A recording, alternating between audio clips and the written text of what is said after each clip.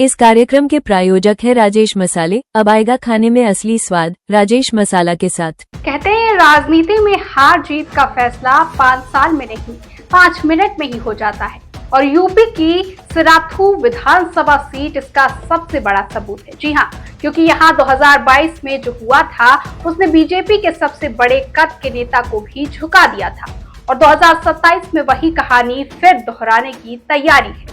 सिराथू इस समय पूरे यूपी में चर्चा का विषय बनी है क्योंकि यहाँ से उप मुख्यमंत्री केशव प्रसाद मौर्य को टक्कर देने के लिए मैदान में है अपना दल कमेरावादी की राष्ट्रीय अध्यक्ष पल्लवी पटेल और उनके साथ कंधे से कंधा मिलाकर खड़े हैं समाजवादी पार्टी के राष्ट्रीय अध्यक्ष अखिलेश यादव।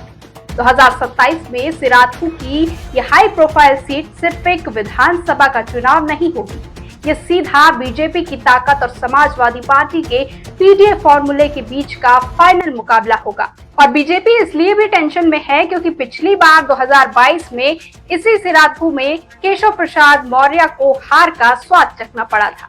चलिए पहले आंकड़े देख लेते हैं ताकि पता चले कि मैदान कितना भारी है और कितना कमजोर है।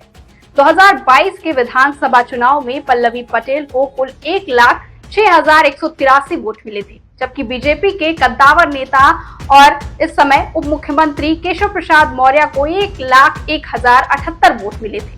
मतलब सिर्फ 5,105 वोटों के अंतर से पल्लवी पटेल ने केशव प्रसाद मौर्य को धूल चटा दी थी। तीसरे नंबर पर बीएसपी के डॉक्टर प्रेमचंद पटेल को 12,000 के आसपास वोट मिले थे। अब सवाल ये है कि केशव मौर्य जैसे बड़े चेहरे जो प्रदेश के उप मुख्यमंत्री हैं, वो 5,000 वोट से कैसे हार गए? जवाब साफ है, अखिलेश यादव का पीडीए फॉर्मूला। 2022 में समाजवादी पार्टी और अपना दल कमेरावादी का गठबंधन था। अखिलेश यादव ने खुद पल्लवी पटेल के लिए प्रचार किया था, रैली की और पूरे पिछड़ा, दलित, अल्पसंख्यक और सवर्ण विरोधी वोट को एकजुट कर दिया। दूसरी तरफ केशव मौर्य को बीजेपी के कुशासन, बेरोजगारी, महंगाई और किसानों की नाराजगी का खामियाजा भुगतना पड़ा। सिराथू की जनता ने उस समय साफ कह दिया था कि हमें चेहरा नहीं काम चाहिए और केशव 5 साल में सिराथू के लिए कुछ खास नहीं कर पाए।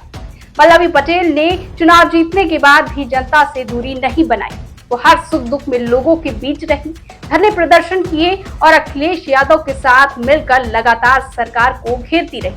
इसलिए साल 2027 में पल्लवी पटेल और भी मजबूत होकर उतर रही। अब बीजेपी की टेंशन डबल है क्योंकि इस बार अखिलेश ने पहले से ही तय कर लिया है कि सिराथू में गठबंधन और मजबूत होगा, पीडीए को और भी धार दी जाएगी और पल्लवी पटेल को हर संभव मदद मिलेगी। केशव मौर्य के सामने सबसे बड़ी कमजोरी उनकी अपनी ही सरकार की नाकामियां है।